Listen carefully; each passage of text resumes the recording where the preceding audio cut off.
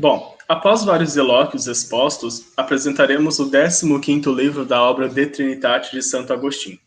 Este grupo é composto por Denison Arruda, Matheus Bogado e por mim, Vinícius Fernandes Cubas. Vale ressaltar, em primeiro lugar, antes de apresentarmos, que nós estamos tratando do cume e do resumo de toda a obra De Trinitate. Faremos a apresentação levando em consideração as 4 partes da obra. E essa apresentação ela será bastante sucinta e sistemática, haja visto o período curto de apresentação e também a profundidade da obra que nós estamos trabalhando. Os 3 primeiros capítulos do livro, do 15º livro, eles são capítulos introdutórios. Tratam sobre a procura do conhecimento de Deus. Esse Deus que está acima da mente. Nas palavras de Agostinho, nós encontramos o seguinte: se procuramos o que possa existir de superior à natureza racional, e se investigarmos a verdade, encontraremos que essa verdade é Deus. Essa verdade, sendo Deus, não é uma natureza criadora. É a natureza criadora, e não uma natureza criada. O segundo capítulo inicia com a citação do Salmo 104, e também com um questionamento. Parece que sempre buscamos a Deus e nunca veremos de encontrá-lo. E a resposta aparece exatamente no Salmo. Alegre-se o coração dos que buscam o Senhor. Assim, as realidades incompreensíveis devem ser procuradas. Jamais terei compreendido e encontrado aquele que é incompreensível. Essa é a consciência que nós precisamos ter, que Deus ele nunca será totalmente alcançável, mas felizes aqueles que buscam o Senhor. O capítulo 3º é um grande resumo dos 14 livros anteriores, reforçando tudo aquilo que foi esclarecido através da dissertação.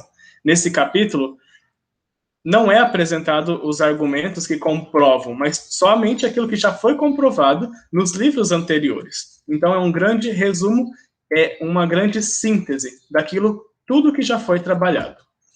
A primeira parte do livro, ele inicia com o capítulo 4º, no qual apresenta a proclamação de reconhecimento da existência de um Criador excelso, por toda a natureza que cerca e a qual nós fazemos parte. Deus é a própria vida em plenitude, que tudo percebe e entende, que não morre, não muda, que é espírito sumamente poderoso, justo, belo e o ótimo e o mais feliz.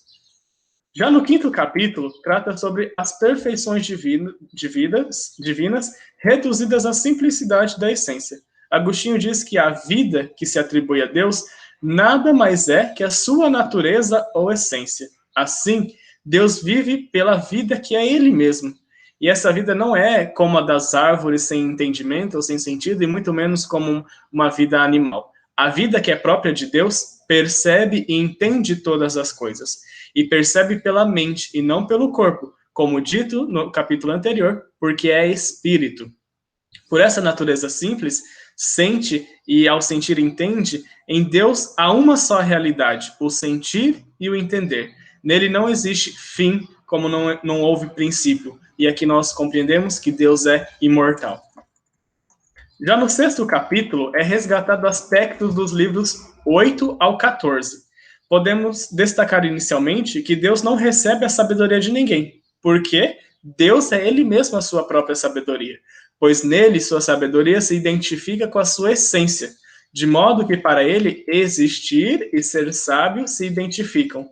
Logo, nós sabemos que o Filho é sabedoria de sabedoria, como é Deus de Deus ou luz de luz, como nós rezamos também no credo niceno-constantinopolitano. Igualmente, o Espírito Santo também é sabedoria. Então, essas 3 pessoas juntas são uma só sabedoria, assim como são um só Deus e uma só essência.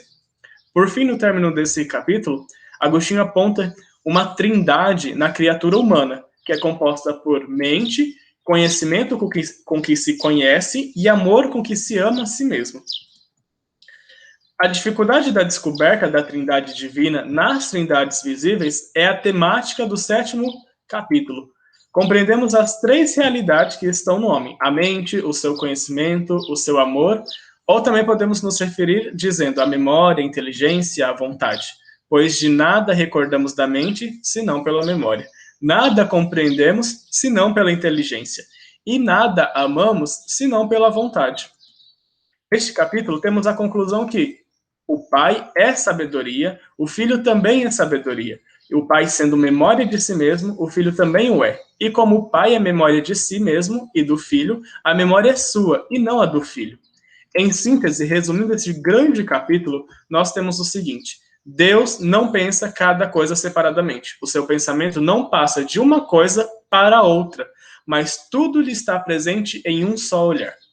Já nos dois últimos capítulos, 8 e 9, trata do sentido da visão em espelho e sobre enigma. O oitavo capítulo inicia com a citação de 1 Coríntios, onde encontramos o seguinte: agora vemos a Deus em espelho e em enigma, mas depois o veremos face a face. Agostinho explica essa citação dizendo: ao investigar qual seja esse espelho e como é ele, o primeiro pensamento que nos ocorre é que nos espelhos apenas vemos uma imagem. Então, não temos o esforço de, nesse sentido, pela imagem que somos nós, de algum modo, ver como em espelho aquele que nos criou. Nós não contemplaremos a face de Deus, mas podemos, a partir das coisas criadas, chegar ao Criador. Por fim, para encerrarmos essa primeira parte, ninguém se admire de que nos esforcemos para ver a Deus de alguma maneira, por meio desse único tipo de visão que nos é permitido durante esta vida, ou seja, por meio do espelho e enigma, como já foi tratado. Se houvesse facilidade para tal visão, não se empregaria aqui o termo enigma. E este é o maior enigma, que ele esconda aquilo mesmo que não podemos deixar de ver. Agora entra a segunda parte, que é a do verbo mental ao verbo divino. Então, aqui nós, primeiramente, é necessário entender no capítulo 10 uma interiorização, para entender primeiro o nosso verbo mental, para que depois tenhamos uma desvendar de um enigma do verbo de Deus, mas não chega a desvendar. Mas, enfim, aqui nós, no capítulo 10, vai tratar dessa interiorização, que é a partir dos gestos, de ouvir, de falar, de ter sinais, e aqui ele cita várias passagens bíblicas, nós interiorizamos, e dentro dessa interiorização nós entendemos o nosso próprio verbo da mente. E justamente no capítulo 11, essa semelhança, ela, entre o nosso interior com o verbo divino, ele vai nos dar através de sinais, novamente, que ele vai citar várias passagens aqui, sobre esses sinais, para que assim nós possamos chegar a uma parecido, né? Que Deus manda o seu verbo, o Espírito Santo, Deus manda o verbo, o Filho, Deus Filho, e ele se faz carne. E a partir daí, ele se fazendo carne, ele vai ter uma missão para que nós tenhamos um parecer, uma vida reta nessa semelhança do verbo de Deus, que se fez carne. Aqui ele vai tratar também de algumas passagens em que está citando. No capítulo 12, ele vai falar sobre algumas refutações de alguns filósofos sobre essa questão do verbo, que se fez carne, e alguns filósofos contemporâneos irão refutar essa ideia. Enfim, esse capítulo 12 é mais uma pausa para ver o que os modernos e os contemporâneos falam sobre isso. Agora, já no capítulo 13, vai falar sobre uma dessemelhança entre esses dois verbos, o nosso e a de Deus, principalmente na ciência, que é a natureza, né? Onde Deus, ele é perfeito e nós somos imperfeitos. E que através de mensageiros, ele vai enviar para que nós possamos ser semelhantes ao verbo, né? Claro que depois, nesse mesmo capítulo, vai falar que nós não chegamos a uma semelhança, mas tenhamos um reto seguir neste verbo de Deus aqui. Já no capítulo 14, vai falar do verbo de Deus, próprio Jesus, que vai falar da perfeição, que é a Trindade, o Filho é o Filho e o Deus é o Deus, mas eles são um só, ao mesmo tempo. E, portanto, eles se conhecem mutuamente, o Pai e o Filho, e ele sendo gerando, e o Filho sendo gerado. No capítulo 15, após descobrirmos essa dessemelhança, essa igualdade do verbo de Deus, que é a imagem do próprio Deus, o Filho, a imagem do próprio Deus, no capítulo 15 ele vem trazendo novamente uma dessemelhança entre o nosso verbo e o verbo divino, sabendo que o verbo de Deus se fez carne, que é o próprio Cristo. Aqui ele vai falar que ele vai mostrar, na verdade, algumas situações que nos torna não semelhantes, que nos deixa de ser semelhante. Por exemplo, situações de nossa vida. Nesse capítulo 15 ele dá vários exemplos. Eu peguei só aqui a questão do mentir, né? Que nós não somos parecidos porque o nosso verbo, a partir do momento que nós mentimos, ele se torna falso. E o verbo de Deus não pode ser falso, porque ele é verdadeiro. Então já acontece uma dessemelhança aí. Não podemos ser semelhantes neles, inclusive aí. No capítulo 16, vem falando sobre o verbo humano na eterna bem-aventurança, que é mais sobre alcançar a eternidade, que lá sim nós contemplaremos a natureza do Criador. E lá iremos entender face a face, não mais pelo um espelho, como diz, mas sim face a face, tal como ele fala em alguns evangelhos que se passa. Na terceira parte, o Espírito Santo e a caridade. Ele vem tratando já no capítulo 17 a caridade que é comum entre as três pessoas da Santíssima Trindade e é atribuída propriamente ao Espírito Santo, né? Então, conforme as Escrituras, o Espírito Santo, ele se torna portador dessa caridade que é derramada a cada um de nós. Aqui vai falar que na Escritura não diz que o Espírito Santo é o amor. Se dissesse, eliminaria não pequena parte da dificuldade, mas diz, Deus é o amor. Deixando-nos na incerteza se Deus é Pai, a caridade, ou Deus é Filho, ou Deus é Espírito Santo, ou Deus a própria Trindade. Então, ele coloca um questionamento também nesse capítulo 17 sobre essa questão. E logo em seguida vai ser desvendado essa questão e mais colocada a caridade. Vai falar que a caridade também é no capítulo 18, que a caridade é o mais excelente dom de Deus. Que Deus, ele não despreza os outros dons, mas é também trazido pelo Espírito Santo, porém, nada é aproveitado, nada é frutuoso se não tiver a caridade nela. Então, todos os dons são distribuídos, e, claro, a caridade é, portanto, o principal ação do Espírito Santo sobre cada um de nós. Iniciarei falando do capítulo 19 em diante do livro 15 de Agostinho, né? Onde este capítulo já se inicia falando que o Espírito Santo é dom de Deus, e este mesmo dom de Deus é água viva, que vem de Deus, do Pai e do Filho, né? Mesma substância. E para comprovar esta afirmação, o texto cita passagens bíblicas do evangelista João, dos escritos de Paulo Apóstolo e dos Atos dos Apóstolos, né? E um desses trechos é justamente a passagem bíblica da Samaritana, que trava um diálogo com Jesus Cristo à beira de um poço, né? Onde Jesus Cristo ele pede à Samaritana, dá-me de beber, né? Em resposta à Samaritana, Jesus ainda continua dizendo, né? Se conhecesses o dom de Deus e quem é que te pede, dá-me de beber, tu é que pedirias a ele, te daria água viva, né? Então, aquele que bebe desta água terá sede novamente, mas quem beber da água, ele darei nunca mais terá sede. Com isso, o texto ele coloca que esta água viva que Jesus diz é o Espírito Santo, e este mesmo Espírito é colocado como dom de Deus.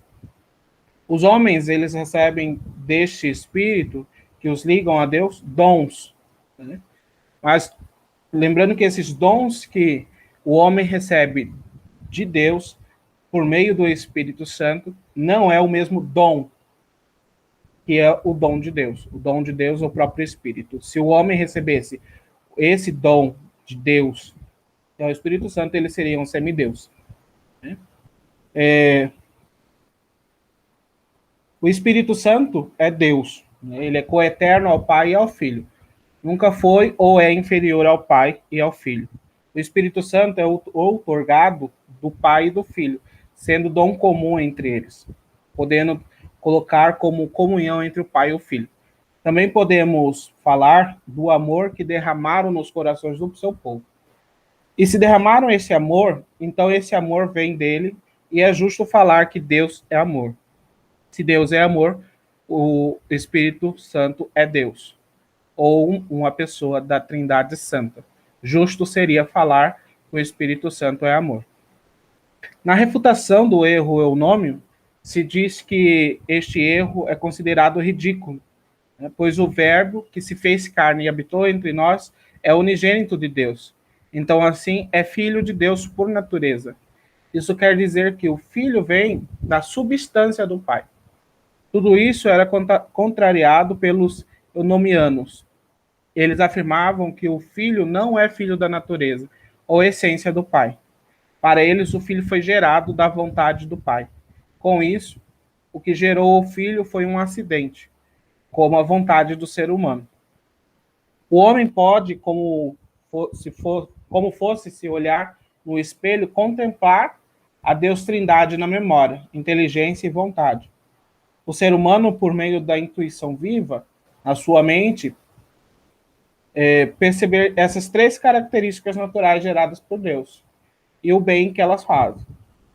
Por meio delas, pode-se recordar, contemplar e amar a eterna e imutável natureza. O homem, ele pode ver em si a imagem da Trindade. O homem, ao procurar a genuína imagem da Trindade, deve olhar-se internamente primeiro, pois as Escrituras trazem Deus dizendo que o homem é feito à sua imagem e semelhança. Mesmo a exterioridade do homem, ou seja, na sua natureza sensível, reflete, de certa forma, a figura da Trindade. Contudo, a imagem que o homem gera da Trindade é incompleta. Para entender melhor a Trindade, podemos transcorrer da seguinte maneira: a pessoa recorda, ela entende e ela ama. Isto é, a pessoa usa de três atributos, mas não é ela a inteligência, o amor ou a memória. Mas a pessoa possui tudo isso.